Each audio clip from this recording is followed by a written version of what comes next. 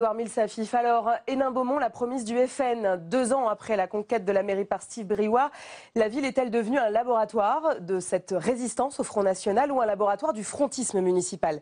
Et quelle stratégie pour le Front National pour les prochaines présidentielles et législatives? Je vais poser la question à mes invités. Olivier Faye, bonjour. Bonjour. Vous êtes journaliste au service politique du journal Le Monde. Vous êtes en charge de l'extrême droite et vous êtes co-auteur avec Gaspard Delem de NKM, la femme du premier rang aux éditions Jacob Duvernay. Bienvenue à vous. En face de vous, Arnaud Folk, bonjour. Bonjour. Vous êtes directeur délégué de la rédaction de Valeurs Actuelles et vous avez co-signé avec Guillaume Perrault Les Présidents de la République pour les nuls, aux éditions donc pour les nuls en 2011. Bienvenue.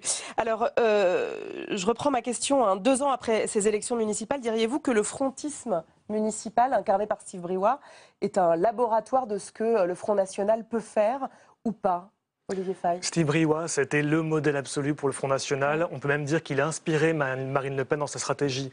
C'est lui qui l'a fait venir à Hénin-Beaumont, c'est lui qui lui a dit voilà, pour réussir à s'implanter, il faut être près des gens, il faut être pragmatique, pas idéologique, il faut répondre à tous les messages des habitants, il faut être toujours présent. Et c'est ce modèle-là que Marine Le Pen, en fait, a essayé de reproduire, en tout cas a demandé aux différents maires Front National de reproduire. Et c'est en partant de cette base-là qu'elle espère ensuite aller plus haut. Vous êtes d'accord, Arnaud Folk? Écoutez, je crois que les résultats tranchent clairement en faveur de Steve Briouat. Et les premiers tours des élections municipales de 2012, dont il est question, 2014. Quand il est question dans ce film, 45% des voix pour la gauche. Départementale de 2015, 35% des voix pour la gauche. Et régionale de 2015, 25% des voix pour la gauche. Le Front National faisant à Hénin-Beaumont 59% des voix au premier tour. Donc la réponse posée par le journaliste, elle est tout simplement dans les résultats. J'ajoute, parce qu'il faut être tout à fait honnête, il n'y a pas que Steve Briouat, c'est que fondamentalement, partout, dans toutes les mairies conquises par le Front National, il faut être honnête, pourquoi ne pas dire la vérité quand elle est juste? Le Front National a réussi dans toutes les communes. Réussi, vous voulez dire en termes de bilan économique, social, etc. Ou réussi en termes de gain de voix, par exemple? On a vu que dans certaines villes... Écoutez, quand on gagne des voix, en général, c'est qu'on est satisfait. Des régionales de 2015. Voilà, départementales et régionales, le Front National a progressé dans la totalité des villes qu'il avait conquises. Il y a même eu un sondage qui a été fait où 70% des gens, des habitants des communes sont satisfaits de la gestion de leur maire. Alors, Olivier Faye, quelle est votre analyse? Du coup, vous êtes passé à Beaucaire, vous connaissez ce genre de bien... sondage, c'est peut-être assez compliqué à analyser dans la mesure où les échantillons sont assez réduits. Par contre, c'est vrai que les résultats électoraux plaident pour le Front National. C'est pas le cas forcément dans toutes les villes. À Mantes-la-Ville, à Béziers, les scores grimpent certes, mais de manière moins importante que dans d'autres endroits. À Mantes-la-Ville, l'ancrage est sans doute plus difficile parce qu'il a gagné dans une quadrangulaire, c'est l'Île-de-France, voilà, c'est un contexte particulier. Mais c'est évident que dans ces petites villes, qui sont en général des villes entre 10 000 et 40 000 habitants, la proximité fait qu'on efface les étiquettes politiques et donc On est dans une forme de pragmatisme. Il y a une forme de pragmatisme, mais c'est aussi entre guillemets plus facile pour créer une fidélité auprès des électeurs. Juste un tout petit mot, dans le film, vous aviez effectivement la sympathique responsable du Front de gauche qui disait Madame les Gomez. électeurs, voilà, vous le regrettez. La vérité oblige à dire, c'est qu'ils ne l'ont pas regretté. Ça veut dire que leur bilan est bon, selon vous? Évidemment, dès lors que les électeurs, les habitants d'une ville sont satisfaits, alors le réalisateur tout à l'heure pouvait expliquer ça en disant oui, ils font profil bas, ils ont une gestion de père de famille, mais si c'est ça que souhaitent les électeurs, eh bien écoutez, ils ont accompli leurs promesses électorales et tout démontre. Après, globalement, est-ce qu'ils ont les moyens d'une véritable politique, Olivier Faye? Si je peux me permettre de nuancer, ça fait que 2 ans que ces mairies ont été élues. En règle générale, les débuts fonctionnent toujours plus ou moins bien, plutôt bien. Il y a un contexte national très favorable au Front National, donc c'était encore un peu tôt pour dire que le bilan est bon. D'autant qu'il y a des investissements qui sont faits maintenant. Au bout de 2 ans, les maires Front National commencent à investir de l'argent dans différents projets. On verra dans seulement plusieurs années si cet argent a été bien investi ou pas. Donc, il faut peut-être prendre un peu de temps aussi pour voir si le bilan est positif. L'idée de leur côté, c'est de ne pas réitérer les erreurs des premières mairies frontistes des années 90, Arnaud Folk? Absolument, mais je crois que la gestion de Steve Briouat est exactement à l'inverse. On avait consacré dans Valeurs Actuelles un long papier à la gestion de Steve Briouat à la suite de son élection de meilleur élu local de France. Et évidemment, c'est une gestion tout à fait différente de celle notamment de Jean-Pierre Stirbois à Vitrolles auparavant. Effectivement, il n'y a pas de provocation, il y a un travail au quotidien. Vous parliez tout à l'heure juste par exemple, Robert Ménard. Mais écoutez, Robert Ménard, vous savez, moi je me déplace sur place, on va voir les gens à Valeurs Actuelles. Son principal adversaire, Elie Abou, m'a dit à moi, Arnaud, si les élections avaient lieu aujourd'hui, Robert Ménard serait élu au premier tour. Encore une fois, on est dans un pays démocratique et républicain, il faut bien constater le constat des... Alors, est-ce que c'est lié à l'effondrement des partis traditionnels ou est-ce que c'est lié à la puissance de frappe du Front National et de ce travail de terrain, Olivier Faye? En fait, il y a les deux. Le Front National dirige seulement 11 municipalités. Donc, ils ont pu mettre toutes leurs forces dans certaines villes. Je pense à Fréjus, Hénin-Beaumont, à Beaucaire. C'est vraiment les 3 villes vitrines, symboles du FN, dans lesquelles ils ont mis, entre guillemets, leurs meilleurs apparatchiks. Julien Sanchez à Beaucaire a travaillé pendant 10 ans au siège du FN. Steve Briouat a été secrétaire général. Voilà. Et ensuite, ils prennent dans leur mairie de jeunes cadres FN pour les former, pour qu'ils aient une première expérience. Et donc, dans ces villes-là, pour les Républicains comme pour le PS, il faut surinvestir pour s'opposer à eux. Sauf que les Républicains comme le PS ont beaucoup d'autres collectivités à gérer. Donc parfois, ils ne mettent pas forcément... Ils ont abandonné finalement. Voilà, ils ne mettent pas forcément les forces suffisantes pour s'opposer au FN. Vous parliez tout à l'heure, Arnaud Folch, des régionales. Diriez-vous, parce que ça a été souvent écrit dans la presse, que ce fut un échec pour le Front National de ne pas pouvoir remporter une seule région? Il faut savoir qu'évidemment, aux élections régionales, si la gauche ne s'était pas retirée, tous les sondages le démontraient, le Front National remporté 2 régions. Ça veut dire que le Front National a gagné contre la gauche, contre la droite, contre l'extrême gauche. Etc. Il faut se souvenir, moi je suis d'une génération, quand on parlait du Parti Socialiste du Nord, à la télévision, on disait toujours la puissante Fédération Socialiste du Nord. Et on disait ça d'ailleurs aussi pour le Sud. Donc la vérité, c'est qu'il y a effectivement du côté du Front National de bons gestionnaires, on verra effectivement ce que ça va donner, mais il y a aussi un échec considérable, là en l'occurrence de la gauche. Et il y a quelque chose de formidable dans ce film.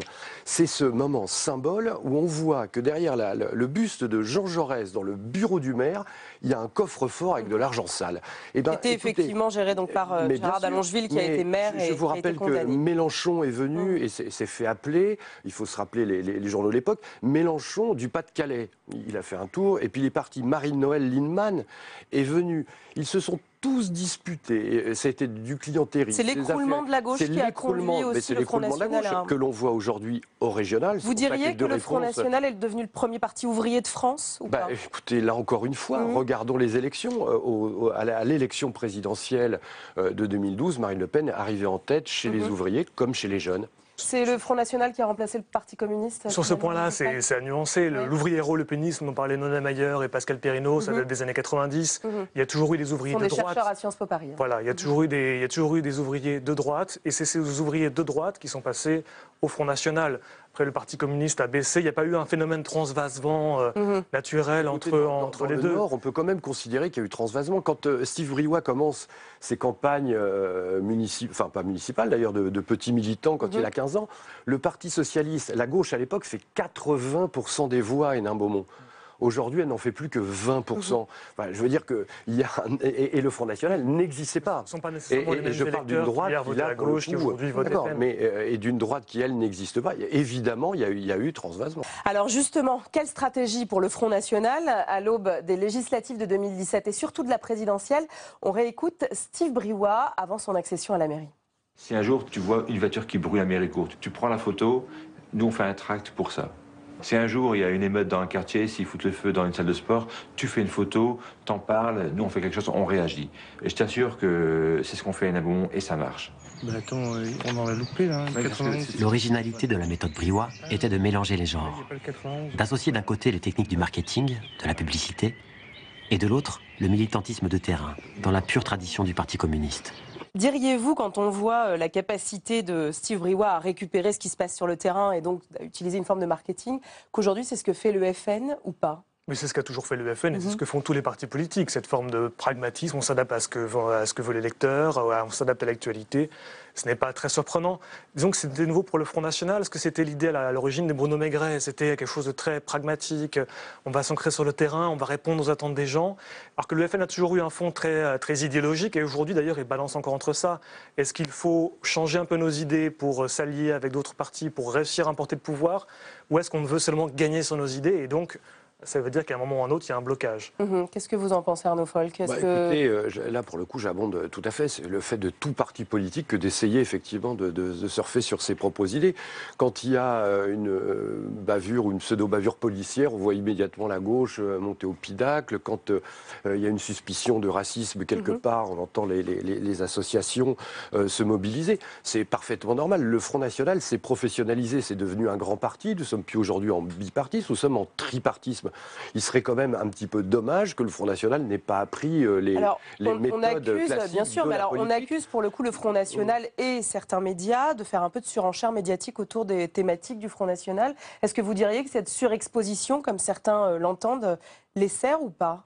Mais écoutez, il semble, en tout cas le Front National, il est clair que le Front National passe beaucoup plus dans les médias aujourd'hui qu'il ne passait à l'époque, et que le Front National a commencé à émerger du jour, effectivement, il a commencé à passer dans les médias.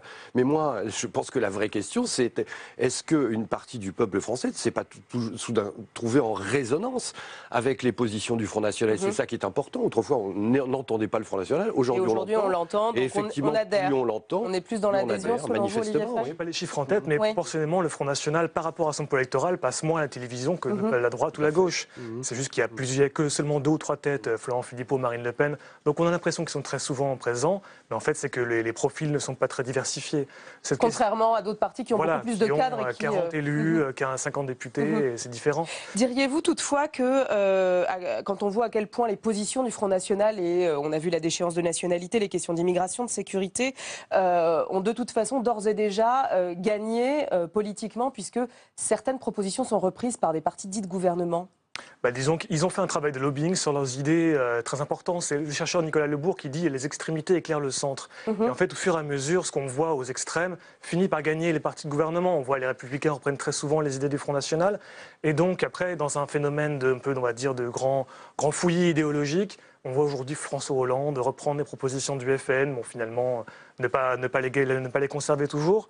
Mais c'est certain que ce contexte-là, très de brouillage idéologique, finit par les servir. Vous êtes d'accord, Arnaud Folk? Écoutez, moi je ne parlerai pas de brouillage idéologique, parce qu'en concernant le Front National, on ne peut pas nier qu'il y a un ADN sur les questions, notamment d'identité, et sur les questions de sécurité depuis 30 ou 40 ans. Je crois qu'au contraire, effectivement, ce qui sert le FN, ce n'est pas son brouillage idéologique, c'est le fait d'avoir été devancier dans le débat, d'avoir osé, quand personne n'osait parler d'un certain nombre de problèmes, pointer un certain nombre de débats. Et aujourd'hui, moult Français se rendent compte qu'effectivement, ce que disait le Front National était plus juste, ou en tout cas plus courageux que ce que constataient les autres à l'époque. Il y a une question de courage politique. Aujourd'hui, dans cette période où il y a un fossé profond qui se creuse entre les Français et le représentant, le Front National a toujours fait preuve, que l'on soit d'accord ou non avec ses idées, d'une vraie constance. Et il faut reconnaître qu'ils ont été visionnaires dans un certain nombre de domaines. À l'époque, le RPR à la fin des années 80, l'UDF au début des années 90 reprenaient les mêmes propositions que sur l'immigration, sur l'identité. C'est quelque chose qui a été souvent repris. Mais pour les abandonner, sitôt... Pour les abandonner ensuite, évidemment. Mais bon, c'est vrai que le lobbying en fait, idéologique du Front National fait qu'aujourd'hui, ces thématiques ressortent à nouveau. Peut-être qu'Indique, dans 15 ans, ça sera à nouveau balayé d'un revers de la main. On ne sait pas savoir. Alors, et quand on parle de dédiabolisation, de stratégie de dédiabolisation qui a été mise en place, qui a été portée par Marine Le Pen, diriez-vous qu'aujourd'hui, on est vraiment dans une forme de normalisation du Front National, quand on sait qu'elle a été reçue, par exemple, par le président de la République après les attentats de novembre à Paris, ou pas encore, Olivier Faye? Ça aurait été anormal que François Hollande ne la reçoive pas.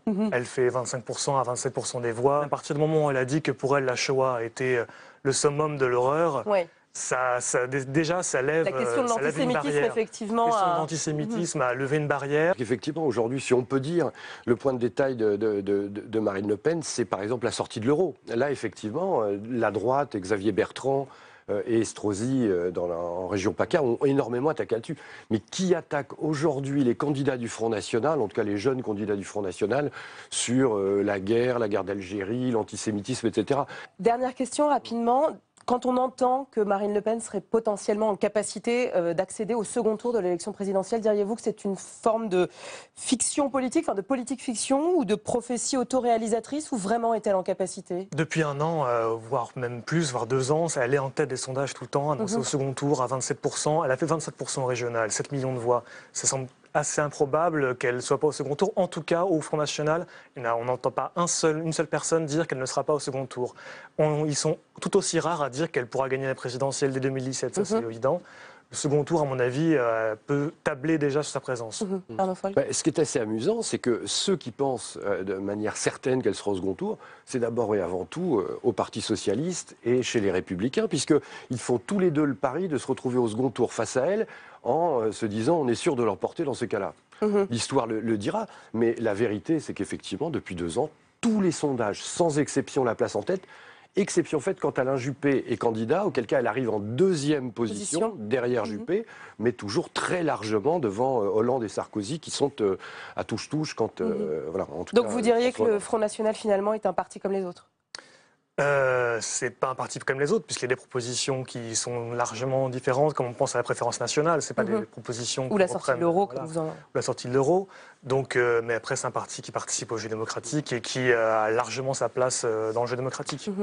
Tout est susceptible d'évolution sur un certain nombre de thèmes. On a vu que le Front National a évolué. Après, tous les socialistes ont évolué. Ô combien la droite a évolué. Aussi, oui. Ô combien tous les partis ont évolué. Donc, sur un certain nombre de thèmes, le Front National peut évoluer. Il ne reste pas un parti comme les autres pour une raison bien simple, c'est qu'il n'a jamais eu le pouvoir suprême. Et qu'effectivement, les Français sont en droit de se demander, après tout, pourquoi est-ce qu'eux réussiraient plus mal que ceux qui nous ont gouvernés depuis 30 ans. Merci à vous de nous avoir éclairés sur cette question et d'avoir participé à ce débat. Nous, on continue tout de suite direction le Cantal-Aurillac, plus exactement. Comment réinsérer des sans-domicile fixe, tout bêtement, en leur offrant un emploi et un toit. C'est des clés dans la poche, un film de Stan et Édouard Zambo.